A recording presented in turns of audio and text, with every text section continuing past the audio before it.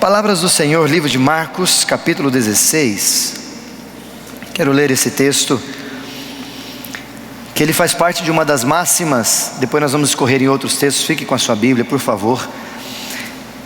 Marcos 16, versículo 15. Quando Jesus no final dá uma ordem aos seus discípulos, isso é repetido também em Mateus, onde nós vamos ler num outro momento. E apenas o versículo 15 eu quero chamar a sua atenção, para a gente discorrer um pouquinho nesta noite sobre igreja missional.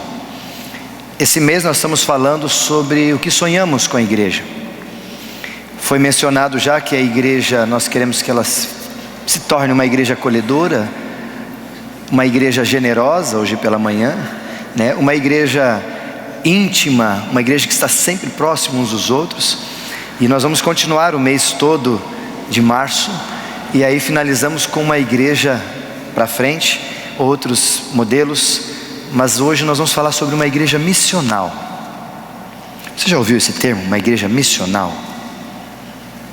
Isaías, não é missionária? Não, é missional. É diferente de missionária, nós vamos entender. Eu quero crer que no final da nossa explanação nessa noite você entenda a diferença de uma igreja missionária para uma igreja missional. E o livro de Marcos, capítulo 16, versículo 15 nos ajuda quando Jesus diz assim: Ide, portanto, por todo o mundo e preguem o evangelho a toda criatura. Vou dizer de novo o versículo bem pequeno. Ide, portanto, versículo 15, por todo o mundo e preguem o evangelho a toda a criatura. Esses dias nós estamos vivendo momentos muito delicados, né? Nós estamos vivendo aí, no domingo passado tivemos um protesto. Estamos vivendo num país sociopolítico, econômico, momentos delicadíssimos. Nós não vamos falar sobre política, fica tranquilo, mas a gente não pode deixar de mencionar ou de alguma forma nos ajustar a esse conceito. O fato é que o Lava Jato, esse processo que começou em 2008 na minha cidade, em Londrina, com um empresário chamado Hermes Magnus, que era do deputado José Janene, falecido em 2010, que começou a dar as fases, e já estamos aí, acho que 20ª, 19ª, não sei, fase do Lava Jato, 24ª já, é isso? Obrigado, meus assistentes. E começou em 2008, lá em Londrina, e isso vem se arrastando. Só que tomou uma proporção tão grande esse chamado Lava Jato, que agora nós temos, além de delação premiada com o Delcídio de Amaral, nós temos agora envolvido o ex-presidente do Brasil, Luiz Inácio Lula da Silva, que foi chamado para depor, foi chamado de forma até para alguns errada ou não, e alguns até levantando um novo personagem, talvez um novo herói, e a gente precisa muito disso, infelizmente, não temos muita referência, mas hoje Sérgio Moro é uma excelência em conceito para nós. É um cara que está apavorando o Brasil, ajudando muita gente. E a gente saiu na rua no dia 13 de março, e a revista Época disse que nós estávamos em mais de 3,3 milhões de pessoas nas ruas, tentando se manifestar, colocando o seu grito, talvez em alguns discursos, talvez em alguma bandeira ou alguma roupa. De alguma forma eles estavam se manifestando, uns defendendo impeachment, a saída do governo, outros defendendo o Sérgio Moro, juiz, enfim. Na sexta-feira passada tivemos uma outra manifestação de um outro lado, pessoas a favor do governo, lá em São Paulo, inclusive na Paulista, e eu estava lá sexta-feira, pude perceber todo esse fluxo, e ali as pessoas também se manifestaram a favor do governo, talvez diferente de mim, de você, eu não sei, mas opiniões diferentes. Estamos numa democracia, todo mundo é livre para fazer, para entender como quer reagir. O problema é que diante dessas manifestações, o Brasil está perdendo as empresas estão fechando, desemprego está aumentando, o valor monetário está diminuindo, as indústrias estão indo para outros lugares, outro país, até no Paraguai, Argentina, outros lugares próximos, porque aqui está ficando difícil.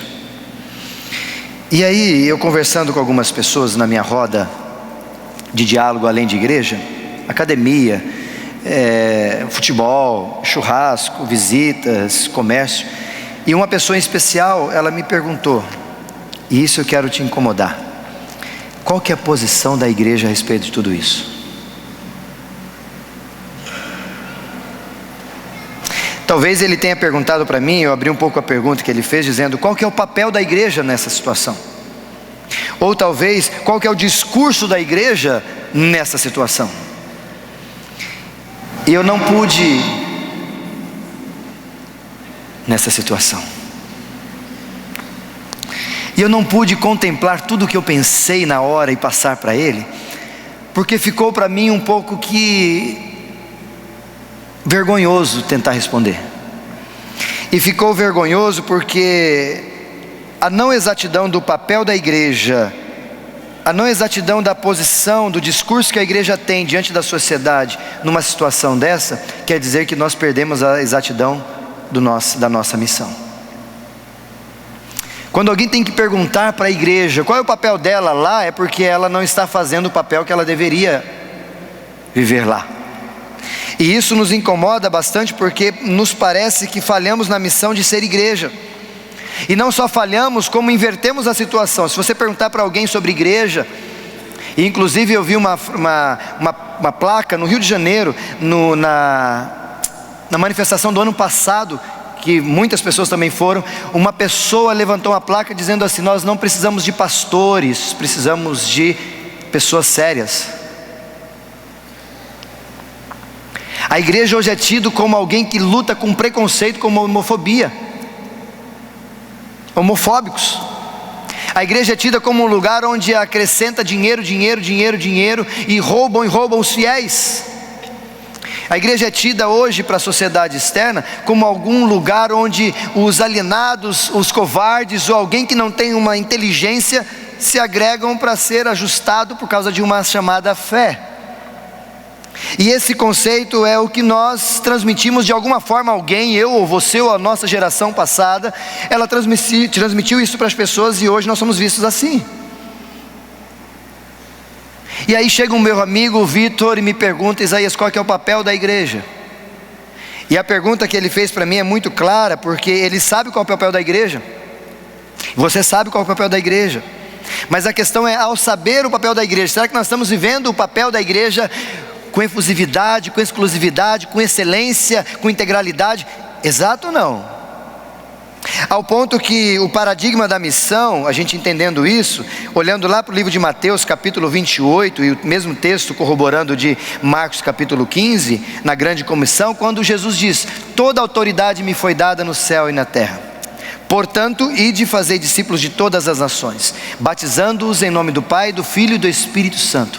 E ele finaliza dizendo: e eis que estou convosco, ensinando-os a guardar todas as coisas que vos tenho ordenado. Finaliza: e eis que estou convosco todos os dias, até a consumação do século. A grande comissão, a ordem de Jesus, como é mencionado em Marcos, foi dada para nós.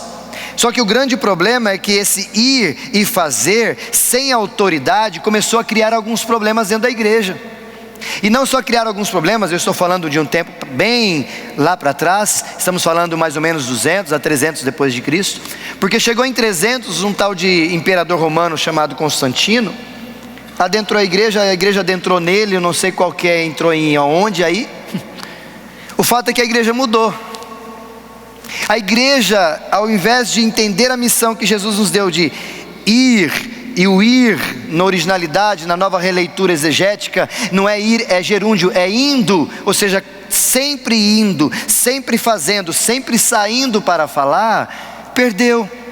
Aí nós fizemos o que como Constantino? Fizemos algumas coisas que mudaram a estrutura da igreja, institucionalissimamente falando.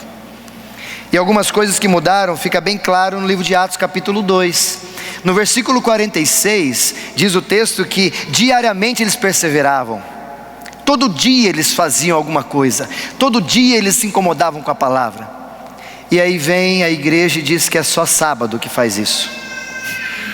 Vem a igreja e diz que é domingo o dia de fazer isso. O restante não é, é só domingo. O que nós fizemos?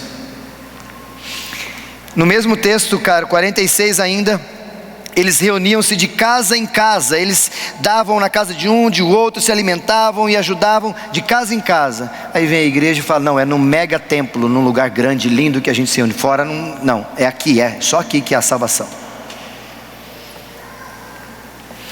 No mesmo versículo, um pouquinho antes, 43, o texto diz que em cada alma havia temor, todos eles estavam cheios do Espírito, cheios de Deus. E aí vem a igreja e fala, não, poder só tem nos líderes, no pastor, no evangelista, a oração forte é a minha, a sua não, viu, Rabago? A minha é forte porque eu estou de terno.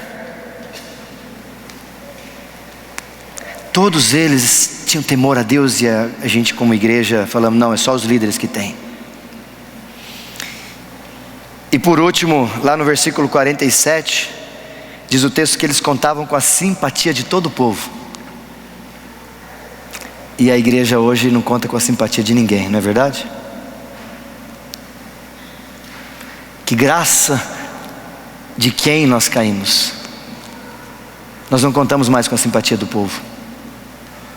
Então alguma coisa aconteceu e o resultado dessa coisa errada que aconteceu vem surgindo e vem mexendo com toda a missiologia ou os paradigmas da missão. E aí nós começamos a tentar dar um jeito para essas coisas. Aí como nós então vamos obedecer ao ID de Jesus? Aí a gente teve uma linda e grande, maravilhosa ideia. Vamos fazer um ministério de missões, uma junta missionária. Vamos criar um departamento dentro da igreja. Não estou dizendo que eu sou contra isso, pelo contrário, trabalhei muito nisso, sou a favor disso, mas eu queria que no final você entendesse o que eu quero dizer. Montamos uma junta e aí terceirizamos o projeto de fazer missões da igreja, que era para todos. Para quem? Para um número de pessoas, para uma equipe de pessoas, para alguns fazerem missões. E aí, como eu sou um mantenedor fiel e entendo que missões é assim, venho aqui, dou minha oferta, dou tranquilo tal, faço minha contribuição e fiz a minha missão. Só isso. E o grande problema diante de tudo isso, o problema não é ter um ministério que nos ensina, que nos corrige, que nos ajuda a fazer isso, mas o problema é que nós terceirizamos e achamos que porque a igreja tem, eu não preciso mais. E aí, infelizmente, no tempo que nós estamos vivendo hoje, e eu acredito que a gente precisa fazer algumas releituras no mesmo texto, o mundo moderno era diferente. O mundo moderno, quando você falava alguma coisa, a pessoa dizia assim, me prove. Lembra disso? Prova para mim que é. Hoje no mundo pós-moderno as pessoas não são mais assim. Quando você diz eu creio assim, ele vai dizer para você, é a sua crença, eu creio diferente. Ele nem quer saber a sua, ele só quer deixar claro que a sua é diferente da dele. Se for diferente, não tem problema, cada um na sua e ótimo. E isso nos leva a uma compreensão muito interessante a respeito de que as pessoas do nosso momento, da nossa cultura, elas não estão mais ouvindo com os ouvidos, elas estão ouvindo com os olhos. A geração que nós estamos vivendo e permeando a nossa cultura, a nossa sociedade, elas simplesmente olham para nós, ouvem o que eu e você estamos discursando e falando, somente a partir dos olhos deles e não do ouvido. E aí então a gente prega sobre amor, a gente prega sobre carinho, prega sobre cuidado, prega sobre assistência, prega sobre tudo, e eles não vêem nada disso acontecendo. Aí eles olham para nós, eu não acredito mais na sua igreja. Descredibilidade. Ao ponto que Jesus, lá no livro de Lucas capítulo 4, abra sua Bíblia por favor nesse texto também, Lucas capítulo 4, algumas 4 folhas à frente apenas do texto que nós lemos. Olha o que diz esse texto. Lucas capítulo 4, versículo de número 18. Palavras de Jesus mencionando um texto de Isaías. Olha o que ele diz. Então, vou ler do 17 para você entender. Então lhe deram o livro do profeta Isaías, e abrindo o livro achou o lugar onde estava escrito. Olha o que Jesus leu.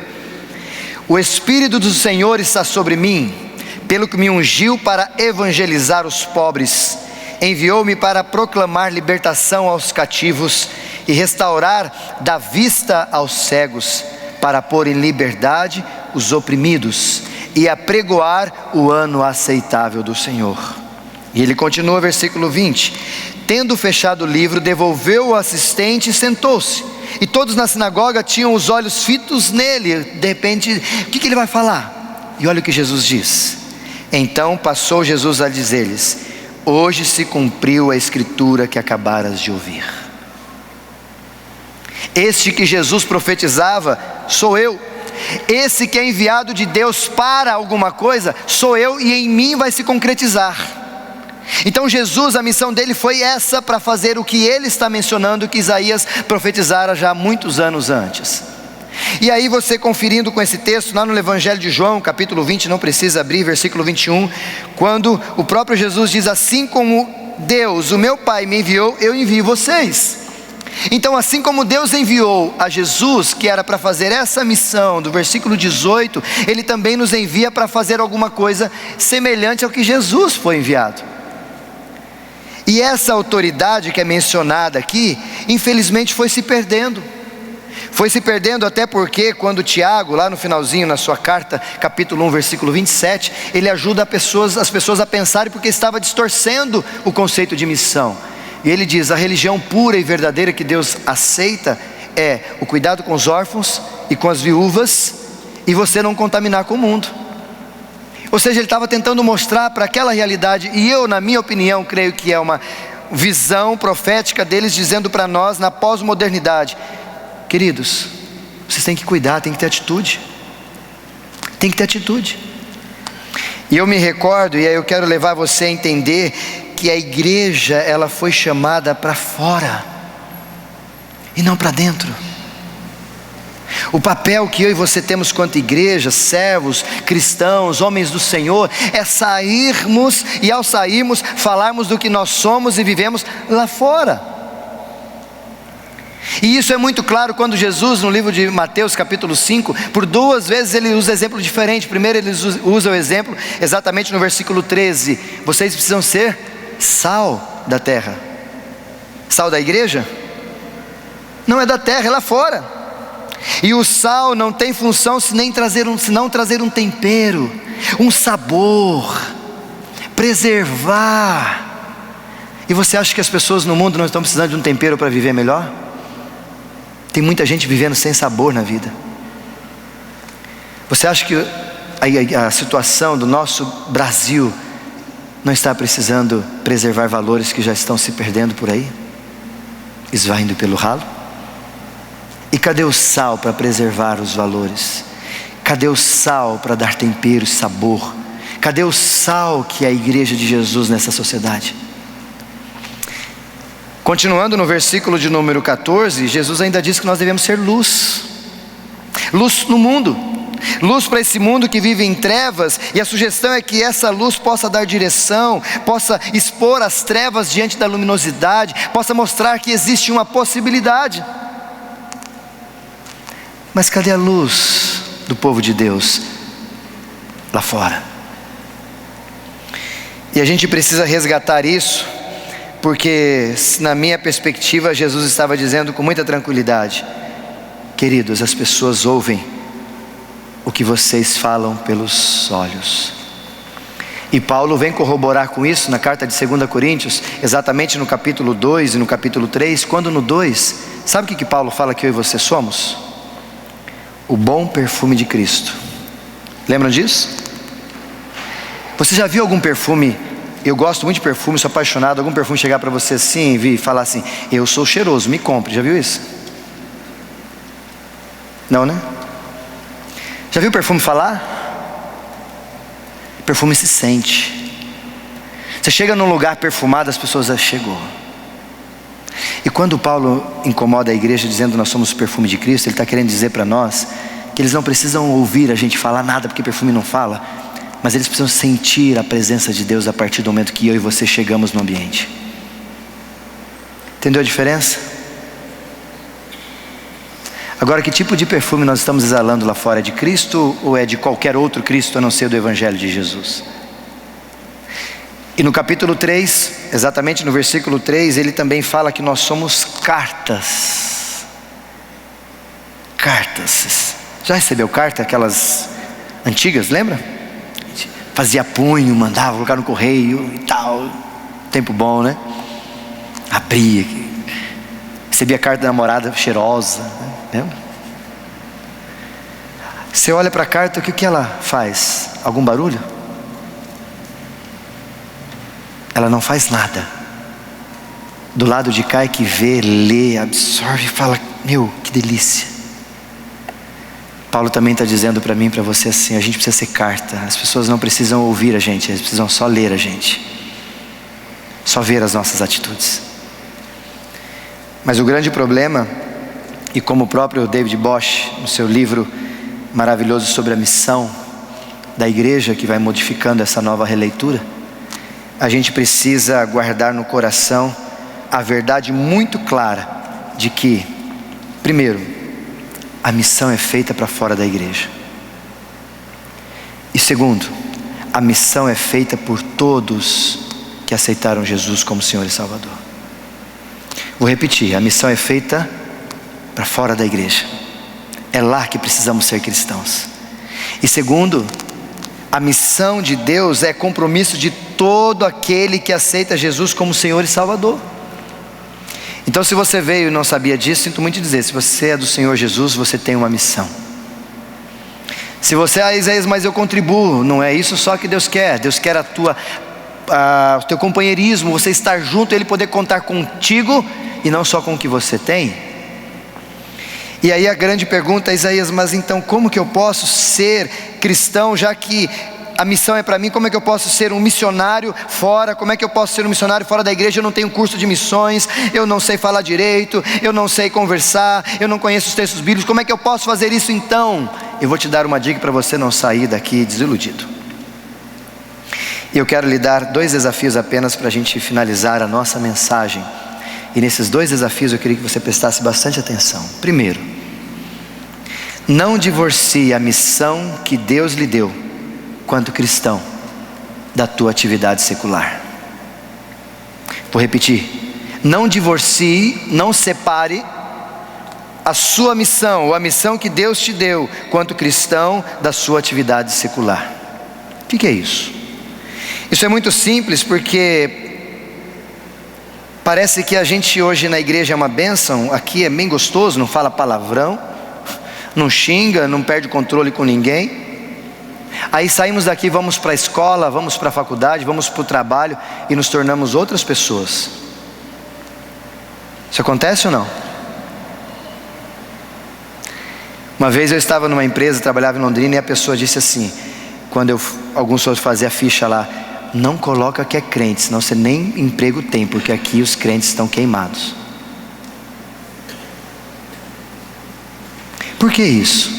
Porque a gente tem a concepção de que eu posso ser aqui, eu faço missão na igreja, eu venho na igreja, eu oro, eu venho na igreja, eu canto, eu venho na igreja, eu faço as coisas, eu vou num campo missionário, eu vou tal, mas a hora que eu volto para a realidade da secularidade que eu acho que eu tenho, eu não sou mais aquele que Deus quer que eu seja, eu me torno eu mesmo. E aí eu falo o jeito que eu quero, eu agrido quem eu quiser, eu amo quem eu quero, eu deixo de amar quem eu quero, eu converso com quem eu quero, e eu vou vivendo isso e vivendo. E aí Deus olha para nós e diz: peraí, mas você é cristão para a igreja e fora você é outro? Eu não entendi. Por isso o desafio para você, meu querido, você quanto profissional, você quanto estudante, você quanto dona de casa, não sei qual é a sua função, o seu ofício, mas sendo o que você é, Deus quer te usar lá fora, no lugar onde você está. Se você de repente é um médico e está atendendo alguém, Deus quer te usar sendo esse médico, você, o elemento que vai falar: meu querido, Deus te abençoe, que Deus te ajude.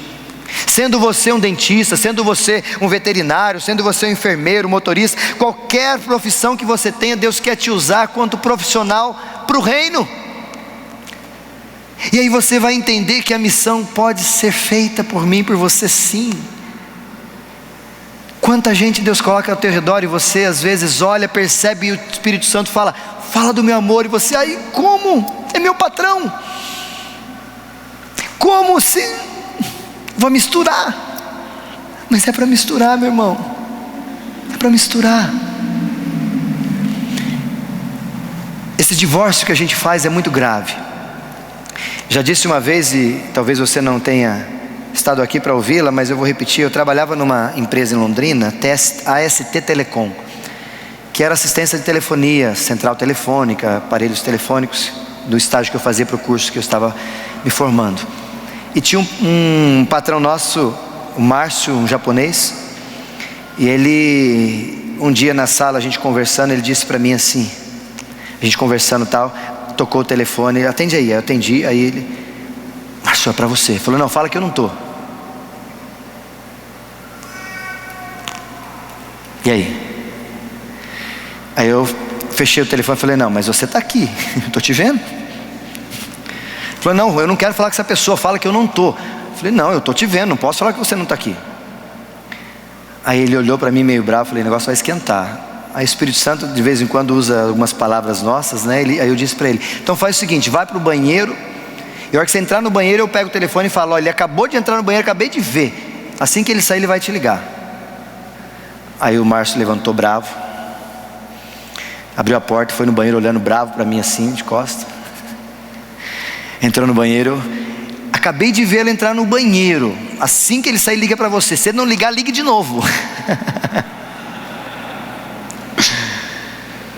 Meu patrão foi no banheiro, ficou um tempo mais lá, voltou para a sala, disse para mim assim, quando eu te mandar fazer alguma coisa, faça, porque eu sou o patrão e você é o funcionário.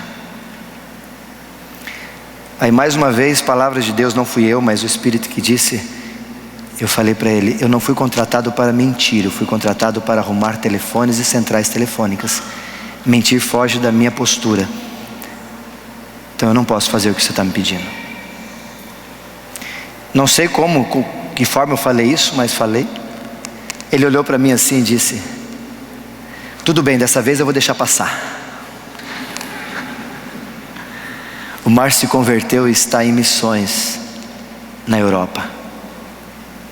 E a última vez que eu fui conversar e rever os amigos dessa empresa, que já infelizmente não existe mais, isso faz uns 7 anos que eu fui vê-los, ele me chamou na sala dele e colocou assim, ó, eu vi uma Bíblia aberta, falei, nossa, um japonês com a Bíblia, é meio difícil, né? Oriental, bah. Aí ele chegou para mim e disse, você lembra daquele dia? Eu falei, lembro. Foi uma semente plantada de caráter de Deus na tua vida que fez eu mudar de vida. Sabe o que é isso? Não é Isaías que é legal, não. É você ser cristão na igreja e no teu trabalho. As pessoas precisam ver isso na gente. O problema é que eles se confundem e a gente se confunde com os outros porque oferece uma propina, a gente cai. Como dizem alguns, e vimos alguns aí, coloca até na cueca e ainda ora dizendo, obrigado Senhor por esse dinheiro de propina. Quando deveríamos ser totalmente diferentes. Por isso eu queria lhe desafiar para a segunda ideia, e aqui eu concluo.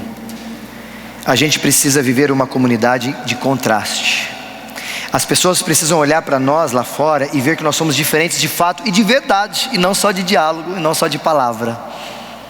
Eles precisam olhar para mim e para você, e quando nós chegarmos no lugar e falar, cara, esse é alguém de Deus, porque tem um cheiro diferente, perfume, não, porque tem uma presença que vem junto dele que faz esse ambiente ser diferente. Não é o ambiente que contamina ele, não é o leproso que contamina Jesus, mas é ele que contamina o ambiente com esse cheiro maravilhoso, com essa presença. Mas a dificuldade é que a gente não tem feito isso, o contraste não é claro. Não identificam o cristão do não cristão, não identificam mais o bom caráter, o cristão que tem caráter, o cristão comprometido, o cristão que sabe no que falar, que sabe na hora de parar de falar, mas não se sabe mais porque a gente perde. Na igreja tem uma força espiritual que nos faz ficar quietinhos, né? Mas lá fora essa força vai embora e Deus vai embora e a gente faz do jeito que tiver que fazer. Meu querido,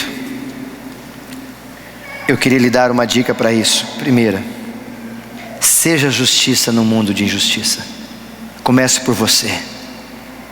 Não adianta falar de corrupção lá em cima se aqui alguém dá um dinheiro, ou você pega um dinheiro a mais, ou compra alguma coisa, ou quer dar-se bem em cima de outro. Não adianta, seja justiça no mundo de injustiça. Segunda dica que eu lhe dou: seja generoso no mundo de egoísmo. Não guarde para si, compartilhe. Ouvimos hoje pela manhã, compartilhe. No mundo de egoísmo, seja generoso.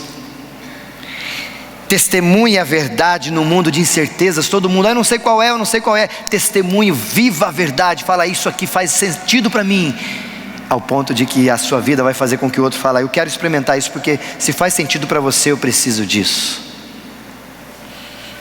E por último, tenha esperança em um mundo desiludido. Não tenha uma postura apocalíptica, não, vai piorar, Jesus vai voltar. Não, tenha esperança para que as pessoas tenham esperança. Querido, coloque os seus olhos na direção de Deus, diga para Ele. Coloque a tua vida, entregue na mão de Jesus, que Ele vai te ajudar, meu querido. Traga uma esperança nesse mundo desiludido. Até porque, e aí eu finalizo com a palavra que o nosso querido presbítero Luiz De Vito nos disse esses dias, que está fácil ser igreja missional no tempo de hoje. Sabe por quê? Porque lá fora, qualquer mínima atitude que eu e você tivermos a respeito da palavra, do jeito que Jesus é, o que vai acontecer? Já vai ser algo muito grande diante da sociedade que estamos vivendo. Então está fácil, não está difícil.